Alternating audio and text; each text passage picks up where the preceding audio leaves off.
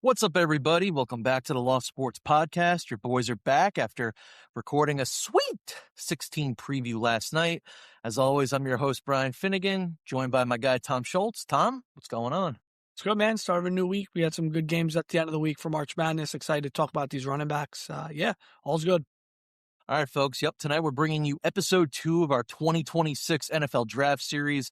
Tonight we'll be focusing on the top running backs in the upcoming draft. So we'll go through about 5 or so of them, discuss some strengths, weaknesses, and which players might fit best on specific teams. So before we get into it, Tom, question I'm going to hit you with right off the bat. So has anything stood out to you overall in watching this running back class? There's a belief out there that basically, right, you've got Jeremiyah Love at the top, one, maybe the best player in the entire draft class. And then behind him at running back is a lot of just supporting characters, so to speak. Do you believe outside of Love, there's possibly some other potential future RB1s in this draft class? I definitely think that there are guys who could carry the workload of an RB1. Two in particular that we'll talk about. I mean, Love's in a category of his own. He's one of the top running backs in this draft. He's in like the Bijan category of I think he's going to have that type of impact on games, and we'll talk about him when we break him down in a minute. But I think there are 2, maybe 3 running backs who could be considered future, starting running backs or RB1s. But I think each one of these guys are going to need a complementary piece, or they might be that complementary piece. And I don't think there's anything wrong with that. We've got 6, 7 guys I think we're going to talk about here tonight. And each of them, for the most part, were guys I enjoyed watching, and they're going to bring something different to an offense. So again, like it's going to depend on what your team needs. But there's something for I think every team out there, maybe with the exception of that, really shifty in space, lightning Bucky Irving, Devon A-Chain type guy. I think outside of guys like that in this class, there's a little bit of everything for everybody. All right, so we'll get right into it. Jeremiyah Love, right, the number 1 rated running back. So Love's coming into the draft at 6 feet even, about 212 pounds, right, out of the University of Notre Dame. Go Irish. He spent 3 seasons at Notre Dame, ran for 2,800 yards and 36 touchdowns there. Last season at Notre Dame, ran for 1,300 yards, averaged 6.9 yards per carry, had 18 touchdowns on the ground. He was an absolute beast at Notre Dame this past year. At the scouting combine, right, he 3.6 40-yard dash. And we're looking at a guy right here who could potentially be a top 10 pick in the draft. So I'll turn it over to you now, Tom, to talk about strengths, weaknesses, and if he compares to another running back currently in the league. So I on my big board right now, he's 3. I think every time we talk about running backs, it's what type of impact you can have on the game, whether it's a Saquon type or a Bijan type. If you can get a guy like that, I think they're worth a top 10 pick. And this is coming from a guy who I'm going to talk about a lot of these running backs and value and where you take them.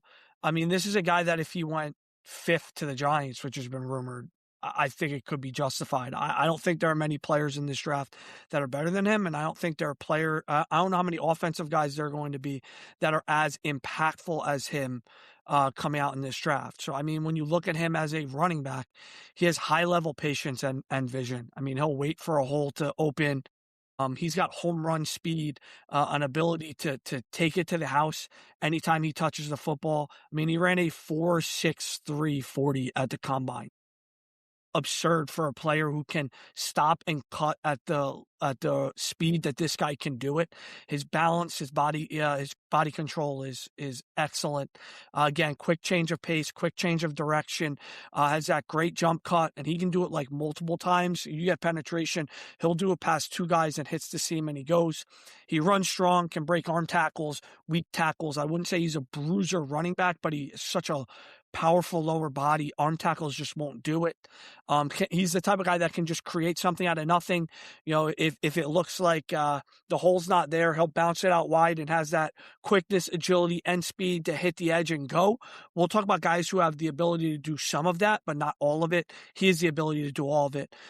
He can run past you. He can run through you. He can run around you. He's a willing blocker, good understanding of what to do and how to block. I think he does need to improve on that. But again, if we're taking this guy top 10 overall, if I'm a team or an offense coordinator, I'm not worried about what he can do as a blocker. That's going to be an added benefit. Odds are he's going to be out and go and catching passes versus blocking. To the pass catching side of the game, he's got good hands. I don't think, and you can touch on this, you watched him a lot more than I did. I don't think Notre Dame used him a lot in the passing game, but like he had a play against A&M where they ran him on a wheel route and he just got hit in stride. And it's going to be really tough for linebackers to just try to cover this guy in a situation of a wheel route or just a flare out where them trying to close him down in man coverage. He's going to be such a mismatch. He had great production over 2 years at Notre Dame, can do everything you want in a 3-down back. I'm not really scared of the notion of the competition he played, which was brought up this year, not as much last year, which is always funny. But I mean, yeah, he struggled against Miami. I'd put that more down to the play calling of what Notre Dame did that day versus him as a running back. And he also split carries with Jadarian Price. And if he's not there, I mean, God knows what type of records this guy could have broke, not just at Notre Dame, but at but college football as a whole. I mean, if you want to ask me his weaknesses, I don't really know what the weaknesses are. You know, maybe it'll be like an Ashton Genty type thing where if he's put in a situation where he doesn't have a great offensive line, does that patience and ability to read things, is that sped up and maybe he doesn't make the right decisions? That's potential. But I mean, this guy as an athlete and as a ball carrier, he's up there with, we want to talk about comparisons. Like he reminds me of Saquon. He reminds me of Saquon with the ability to make cuts, beat guys. And then once he makes that first or second cut and he can get into the open field, his speed is startling for a player like that. So again, we are talking complete package as a running back. I know, again, you're talking to a guy who didn't want the Cowboys to take Ezekiel Elliott at 5 or 4, wherever they took him. But this guy has everything you want in a running back. So yeah, I think he's going to go top 10. I would actually, at this point, I'd be shocked if he doesn't. Yeah, Love as a pass catcher, he had good hands at Notre Dame. I'd have to go back and look at the stats. I'd be shocked though if he caught like 30 passes in a season because they didn't really throw it to him too often out of the backfield. But yeah, I mean, I'm on record. I think I've said it on this podcast. I mean, Notre Dame football fan. I've been watching Notre Dame football for 25 some odd years.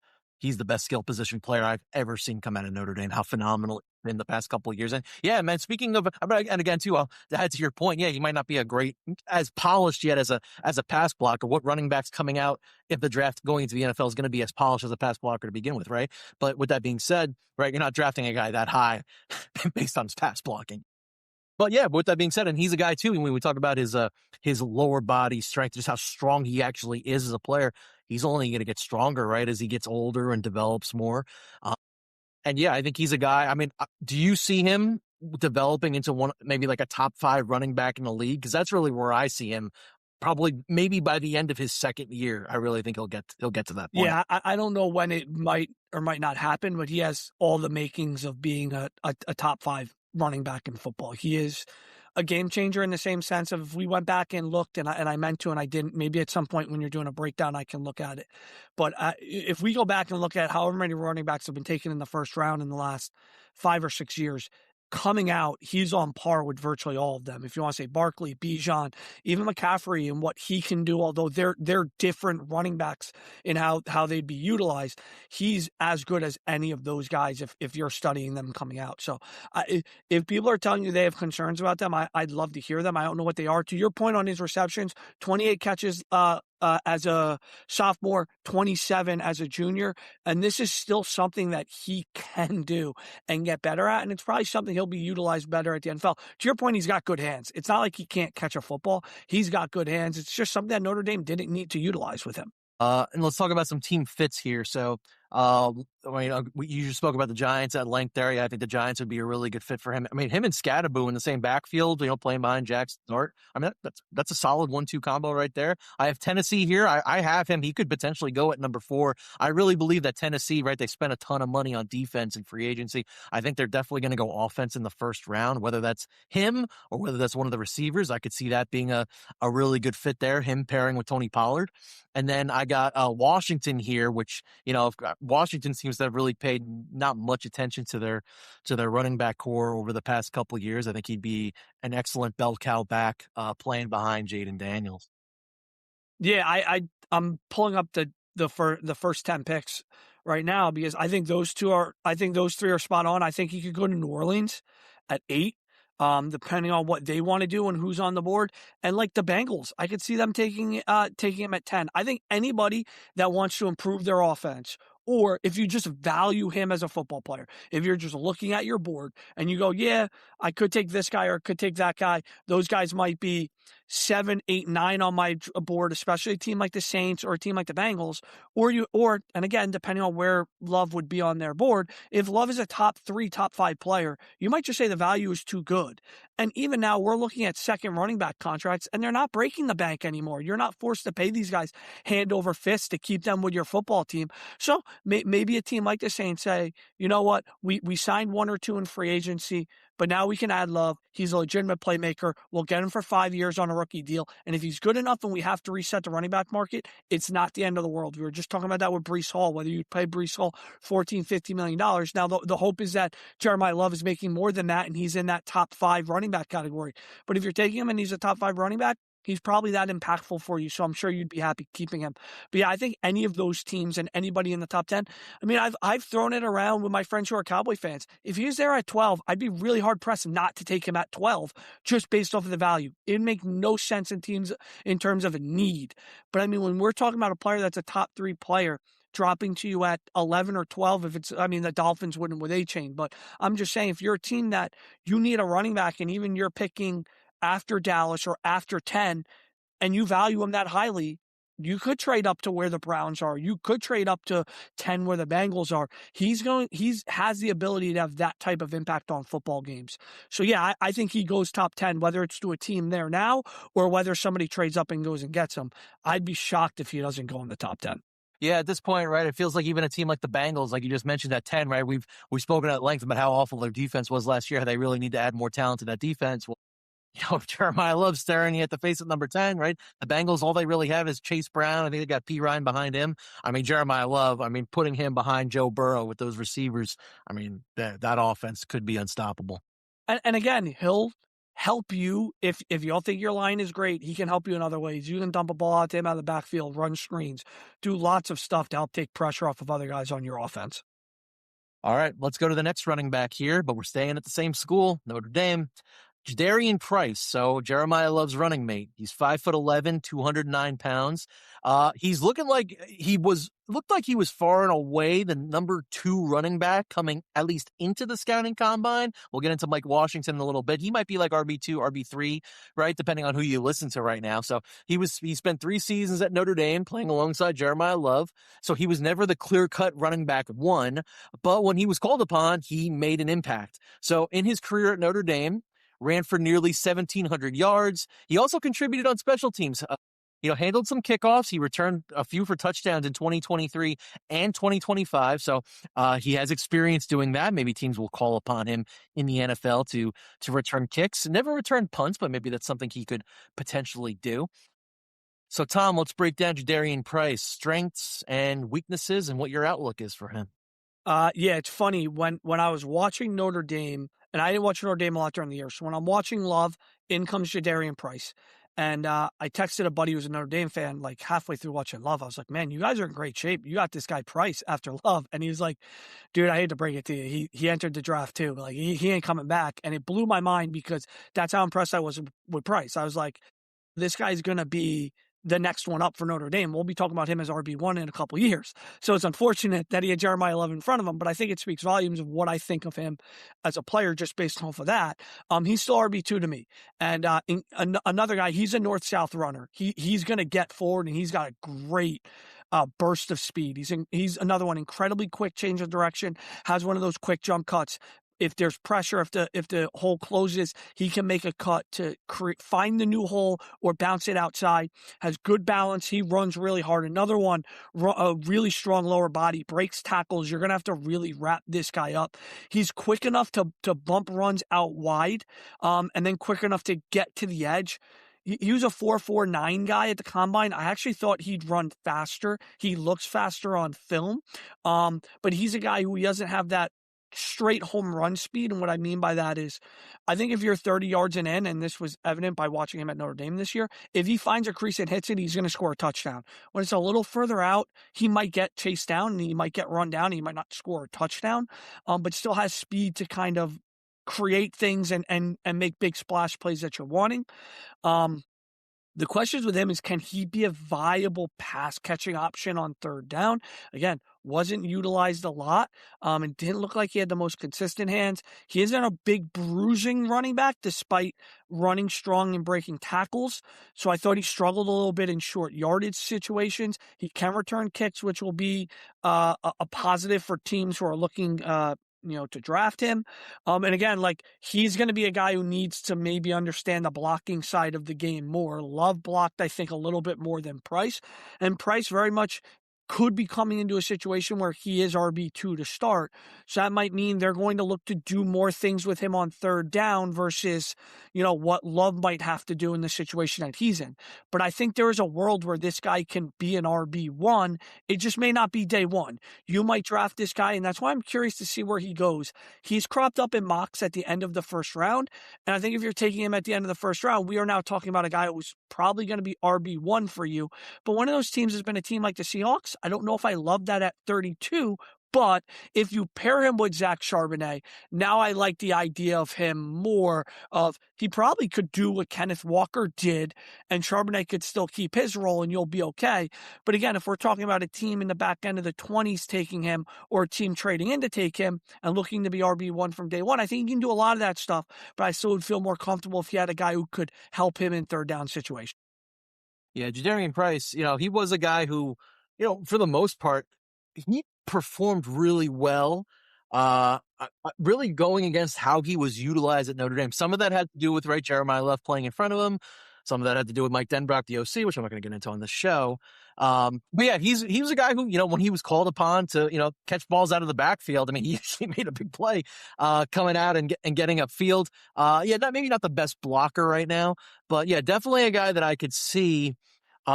Maybe there could be potential as an RB1 someday. Not right away. I think, I could definitely see him. I think he could definitely jump in right away as an RB2. And yeah, I mean, Seattle folks, you're going to hear us say Seattle, I think, a lot tonight on this show, right? We know they lost Kenneth Walker. They're definitely going to be a team looking for a running back. I thought the Minnesota Vikings actually would be a great fit for him too. Coming in, pairing him with Aaron Jones. Aaron Jones could still be the RB1. They have, who's the other guy too in Minnesota? The backup, Jordan Mason, I think, is there too. Yeah, right? yeah. It would be a little bit of a crowded backfield there, but I think he could be the long-term piece once Minnesota wants to do away with Aaron Jones. I had Cincinnati here too. I think pairing him with Chase Brown, I think that would be a really good combination. I even had Vegas here. Vegas wanted to go with a really young running backfield split. Genty, they would Price. They'd complement each other very well. Yep, they would. But yeah, and I agree. I think he's probably going to be, I think, a day 2 pick. Maybe can get into the middle of round 3 if teams don't really value that running back position. But yeah, he's a guy who, definitely, I think, and I agree. I think he is the RB2 of this draft class. Yeah, I think second round pick for him at the latest. If he makes it to the third round, whoever gets him, you better be celebrating, because that's fantastic value. I don't know where he'll end up on my board in when it's all said and done, but he'll be a top 100 player. The question is, will he be a top 50 player for me? There's a world where he is. I mean, again, when you go and look at the limited, maybe not limited opportunities, Notre Dame ran the ball a lot with both these guys, but I mean, he could have been the starting running back on any number of teams, a number that are in the playoff. And when you look at the Miami game, a game that Jeremiyah Love really struggled with, Jadarian Price played really well in that football game, probably played better than Love. And we're talking about multiple first-round picks on that defense, multiple defensive guys who are going to go in the first 2 days of this draft. And Jadarian Price was as good, if not better, than Love. So you're going to get yourself a really good running back with Jadarian Price. Just maybe a little bit of patience, or just make sure you have a guy who can complement him and do the stuff that he struggles with, and you'll get productivity out of him in year 1. Yeah, of course, Seattle, winning the Super Bowl. So they're at pick 64 in the second round. I'm just trying to look at teams. You know what? Actually, what I'd be intrigued by? Jacksonville at 56, right? Yeah. They lost Travis Etienne to the Saints. So there's a hole there in the backfield. That's a very good shot. Even the Giants, right? We're talking about the Giants with Love. They might look at pricing. Oh, we're cool taking Price in the second round if we don't feel 100% on Love at 5. Like, there could be a world where they think that too. but he's a really talented running back. Yeah. All right, let's go to our third running back here on the list. So Mike Washington Jr., 6'2", 223 pounds out of Arkansas, right? He's a guy who he moved around a lot over the years, right? So he originally played at Buffalo from 2021 to 2023, and he was part of a committee there. So what he did was he transferred over to New Mexico State, where he got more touches in 2024, and he ran for over 700 yards and 8 touchdowns. Then this past season, he transfers again to Arkansas and has best season of his college career, runs for over 1,000 yards, 8 touchdowns. He's looked at the time as maybe like RB4, RB5, something like that.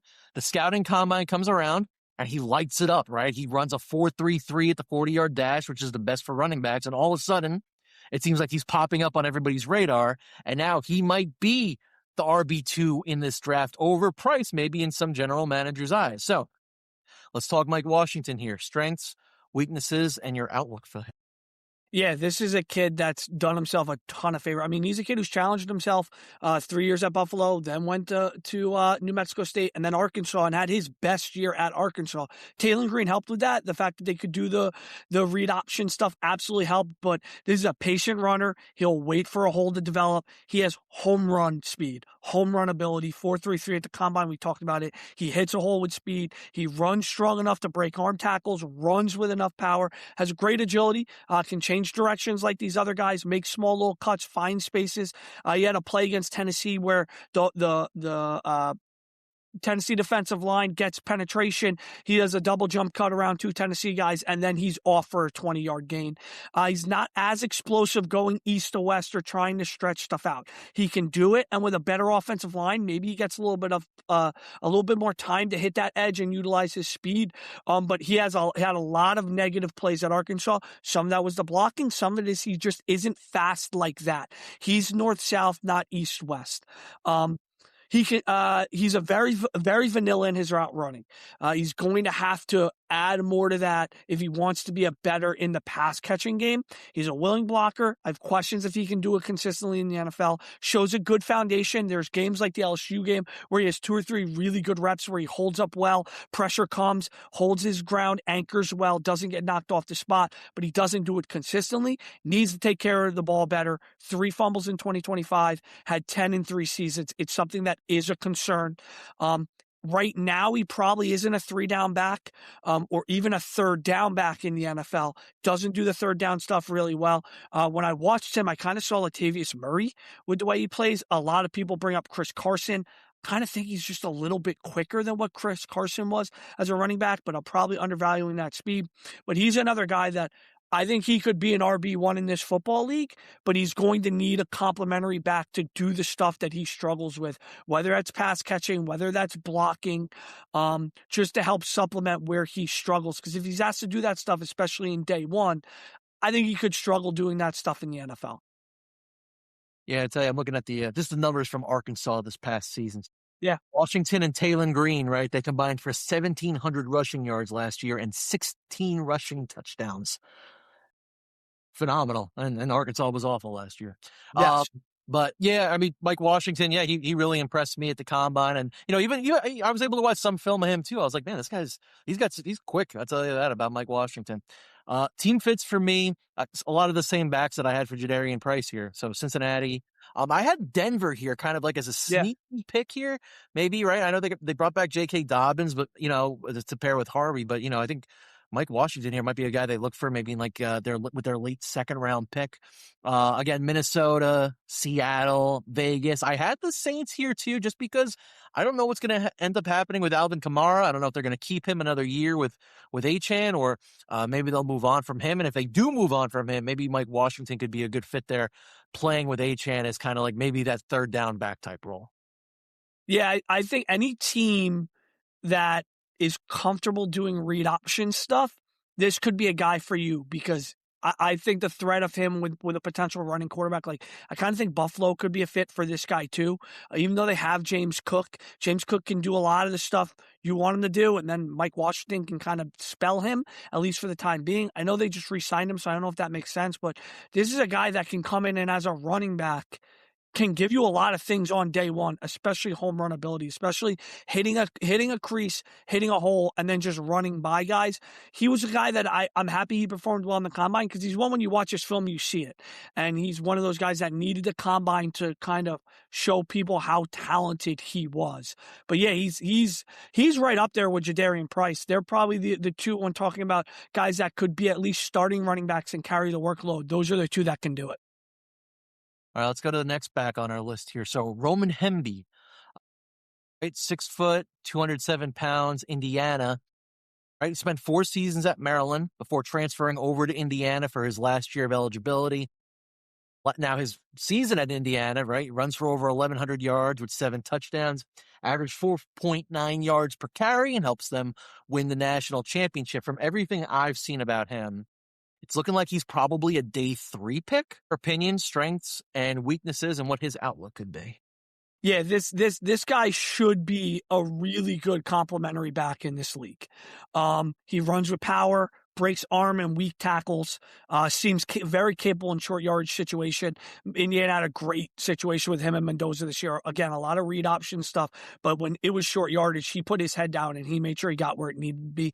Has a really quick first step. Another one of those guys that he's probably a little bit quicker than you would expect when you watch him run, because he's not the fastest. He doesn't have straight line speed. But if you come at him with a bad angle, or if he needs to be a little bit patient as a runner, he can bounce stuff out wide. He has the ability to do that. Capable pass catcher, has good hands. He's a willing blocker. Probably needs to get a little bit stronger, but showed that he's capable of doing it. Doesn't have top level speed or quickness, and he isn't a high level athlete in general, but has that ability to put his foot in the ground, bounce things out wide, and then outrun guys to the spot. Very much a chain mover, in my opinion. I think he'll be a third down back in the NFL. A very good complementary back if that's what you're looking for. And yeah, he's a day 3 pick. And again, we're talking about value here. If we're talking about Hemby in the 5th round, 6th round, you're going to be really happy with what you get. If we're talking about him as a 3rd round pick, you're probably expecting a little bit more than him, but he'll come in and he'll do his job. And he did that very efficiently at Indiana. And his film held up pretty well too. He shows up in film doing what he needs to do very well. Yeah, it's funny. You mentioned the 5th round, and I was actually looking at the 5th round, the picks, how they're lining up right now. I could see maybe like early 5th round. There's a couple teams right in order there. Cleveland, Washington, Kansas City, Cleveland again, the Saints. That's kind of where I'm looking at. I had team fits for me. I had New Orleans, again, Minnesota, Seattle, Vegas, and Washington. I think a 5th round might really be the sweet spot for him right there. Early 5th round. And I had actually, I was looking at Baltimore for him too, just because he's from the Baltimore area. Maybe that's a guy who could spell Derrick Henry. Maybe they think that they can maybe develop behind him as Henry starts to wind down his career. Even a team like Miami, right? Like they have A-Chain, he's quick, he's shifty. You're going to bring Hemby in on those 3rd down situations, let him block, let him go out and catch passes if A-Chain needs a break. I think that could be a good fit too there. This should be a good complementary back. Even if you took him in the 4th round, you're probably okay with it depending on what your need is. He plays hard. He's coming off a really good season, which is a positive. And yeah, a fun kid to study. And from everything you read, just a great kid overall. A kid that's very easy to root for. All right, let's go to the next back we have on our list here. Emmett Johnson. All right, so Emmett Johnson's 5'10", 202 pounds out of Nebraska. He spent 4 seasons at Nebraska, and his senior year at Nebraska, they anoint him as the RB1, and he rewards them by running for 1,400 yards and 12 touchdowns. He added 370 yards receiving with 3 touchdowns to go along with that this past season, right? So he's first team All-American, first team All-Big Ten, wins Big Ten running back of the year. Then he enters the NFL Combine, and pretty disappointing performance, at least in the 40-yard dash. Runs a 4.56. So maybe some teams have soured on his maybe some teams might be thinking he doesn't have the breakaway speed that he needs to be an RB1. Maybe right now it's looking like he could be a late day 2 to early day 3 pick. But yeah, your opinion on Emmett Johnson, his strengths and his weaknesses.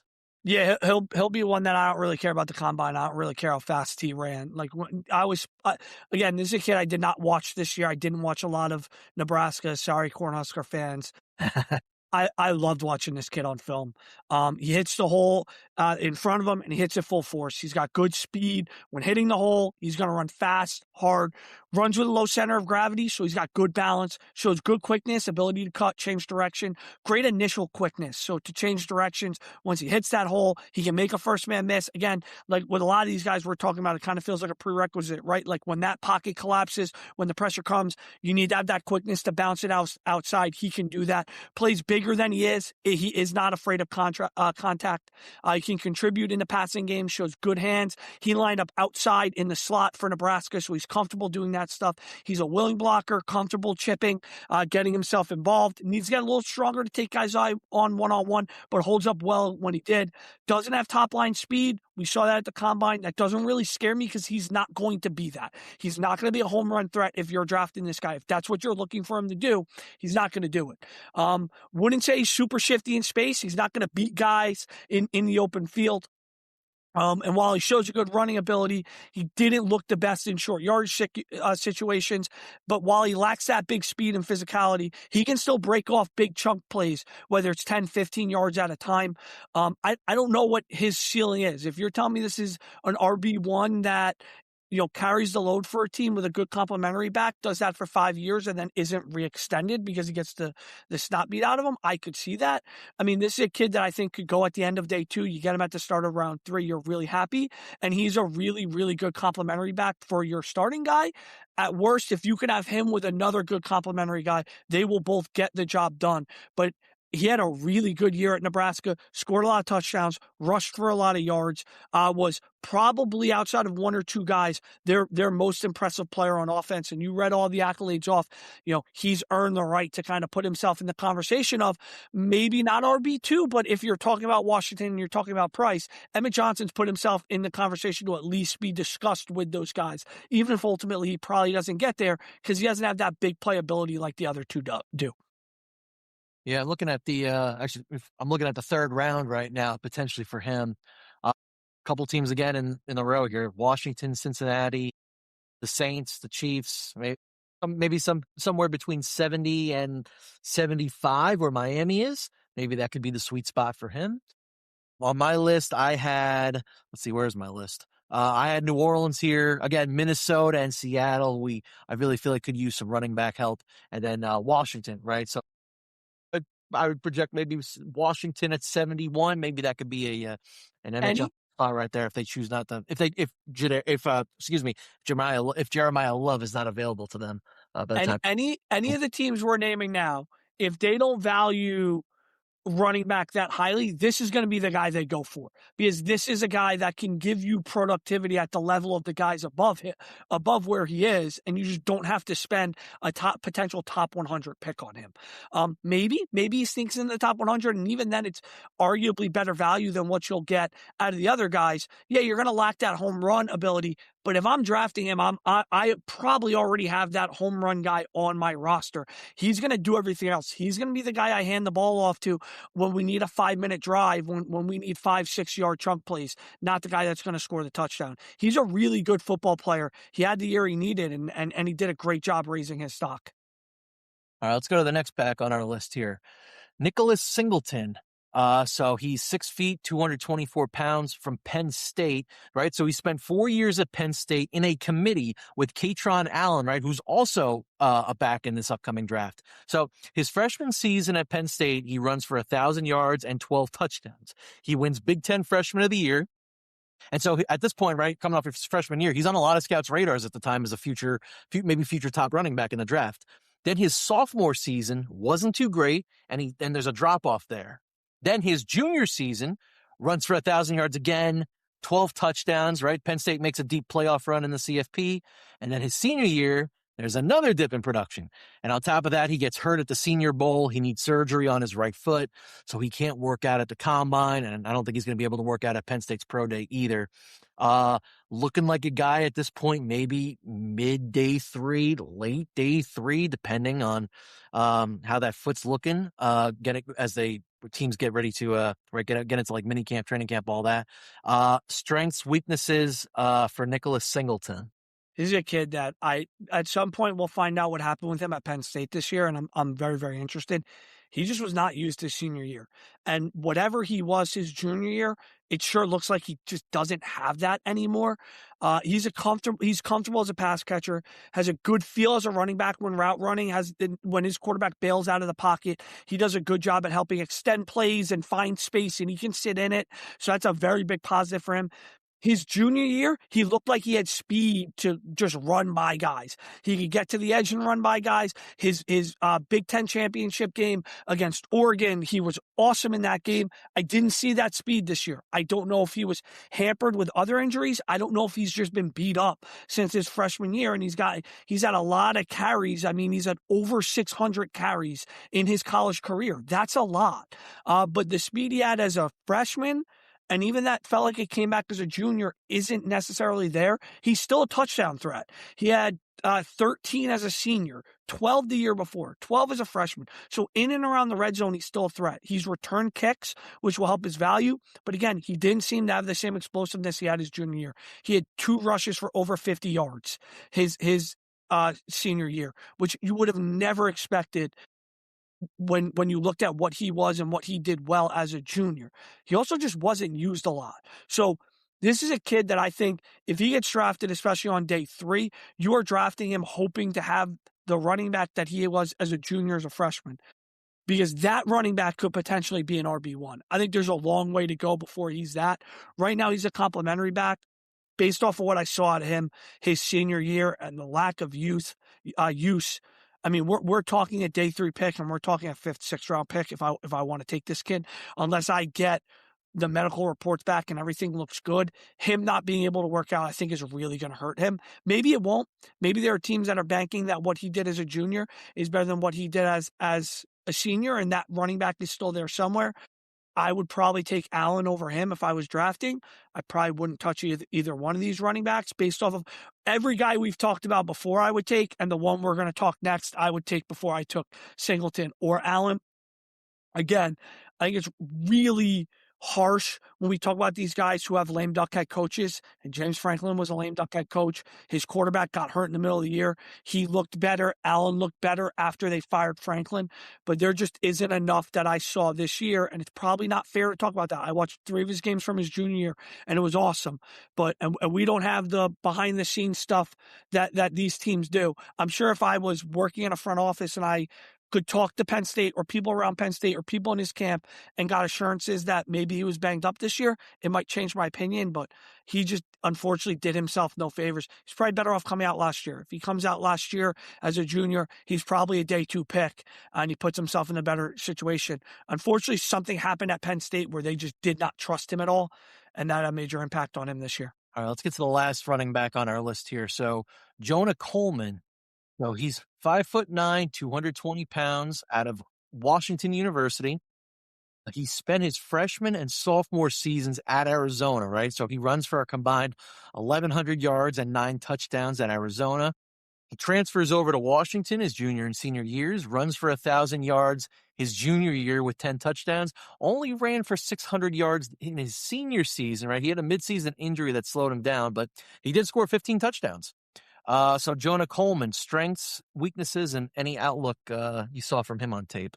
Yeah, again, another kid I really enjoyed watching. 10 touchdowns in his first 6 games, I think. At one point, he led the country in points scored and touchdowns. So that's very impressive. Has a quick first step that helps him hit the hole. When he gets to the hole and he can hit it, he hits it with speed, although he's not the quickest runner. He can get to the edge as well. Doesn't have a ton of speed past that, so he's a little quicker east-west than he is north-south. Patient runner. Will wait for the hole to develop. Because he isn't a great athlete, if it's not there, he really can't create something from nothing. Was very productive in college, especially his 2 years at Washington. He's really comfortable as a pass blocker. You mentioned before how many of these guys are going to come in and be a polished pass blocker. He's probably, in my opinion, at least of the guys I've watched, the best pass blocker in this running back class, which I think will go a long way for him. He's comfortable catching the ball out of the backfield. Good, not great speed. He isn't the running back, the biggest running back, but runs bigger. This guy projects to be a 3rd down complementary back. But if you can get him doing the stuff he does well, if you can get him to do it well for you, he's going to be a really solid 3rd down back. He should be a day 3 pick.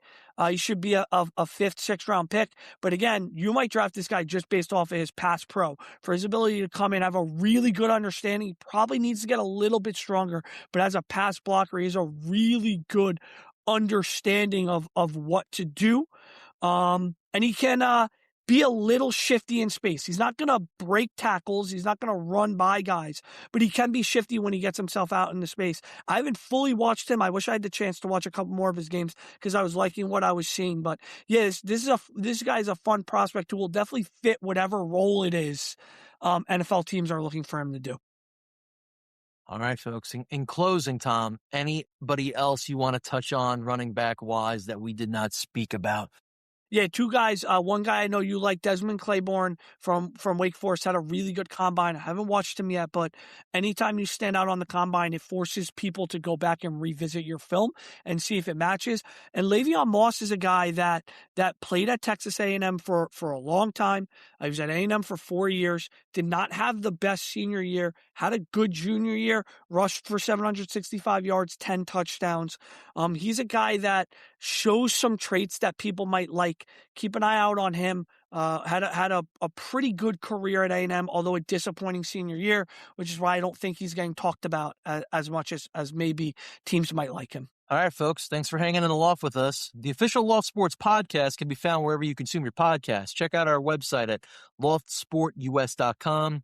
Tommy's continuing to add scouting reports for the draft. I've been adding a new baseball preview every day. Please check out our articles, rate and review our articles. Please let us know how we're doing. Feedback is very important for us to know if we're doing something right. Maybe we're doing something wrong. Maybe we need to be better. Please let us know. I'm going to be dropping my baseball preview looking like Wednesday morning, as the official start of Major League Baseball season is that night. Friday, we will be back with our draft series. We'll be breaking down the wide receiver class for this upcoming draft. So follow Loft Sports on X, YouTube, TikTok, Facebook, and Instagram. Follow us on all 5 social platforms. We are under @Loft Sports USA. Please rate and review us on whichever platform you listen to your podcasts. Thanks, everyone, for listening. We will talk to you soon.